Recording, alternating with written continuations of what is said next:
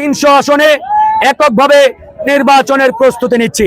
ইতিমধ্যে আপনারা জানেন আমাদের ঠাকুরগাঁও 2 আসনে আমি গণ অধিকার পরিষদের প্রার্থী হিসাবে আমি আমার রাজনৈতিক কর্মকাণ্ড, সামাজিক কার্যক্রম, কল্যাণমূলক জনগণের কল্যাণে নানা রকম কর্মকাণ্ড আমি চালাচ্ছি। প্রতিদিন গণসংযোগ হচ্ছে, জনগণের কাছে যাচ্ছি, তাদের কথা শুনছি এবং সমস্যা সমাধানে আমি কাজ করছি। তাই গণ অধিকার পরিষদ নিয়ে কোনো ধরনের প্রোপাগান্ডা গুজবে জনগণকে কান না দেওয়ার আমি বিনীতভাবে আহ্বান জানাচ্ছি।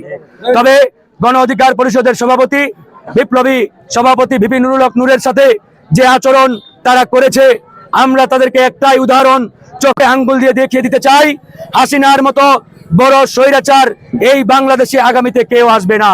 তাই আপনারা হাসিনাকে দেখে শিক্ষা যদি না নেন, আপনাদের পরিণতি হাসিনার মতো হতে সময় লাগবে না। তাই সময় আছে, শুধরান, সময় আছে, শুধরান, নিজেদের ঠিক করেন, না হলে জনগণ হাসিনার মতো বাংলাদেশ থেকে বিতাড়িত করতে সময় নেবে না। আমরা জনগণের জন্য কাজ করছি, ইনশাআল্লাহ জনগণের জন্য কাজ করে যাব।